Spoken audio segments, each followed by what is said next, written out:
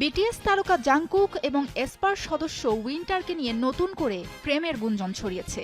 দুজনের হাতে একই জায়গায় একই নকশার ট্যাটুর ছবি ৫ ডিসেম্বর সামাজিক যোগাযোগ মাধ্যমে ভাইরাল হলে বিষয়টি নিয়ে আলোচনা আরও জোরদার হয়। ভাইরাল হওয়া ছবিতে দেখা যায় তাদের হাতে ৩টি কুকুরছানার মুখাকৃতির ট্যাটু, যা অনেকেই কাপল ট্যাটু হিসেবে ব্যাখ্যা করছেন। এতে ধারণা করা হচ্ছে তারা নীরবে প্রেম করছেন। গুঞ্জন বাড়ার আরেকটি কারণ, দুজনের ইনস্টাগ্রাম ইউজার নেমের ধরন একই রকম ছিল। উইন্টারের user name I am Winter আর জাংকুকের ইউজার নেম আগে ছিল আই অ্যাম জাংকুক, যা পরে তিনি পরিবর্তন করেছেন। এছাড়া স্টেজ পারফরমেন্সে দুজনকে একই ডিজাইনের ইন-ইয়ার মনিটর ব্যবহার করতে দেখা গেছে।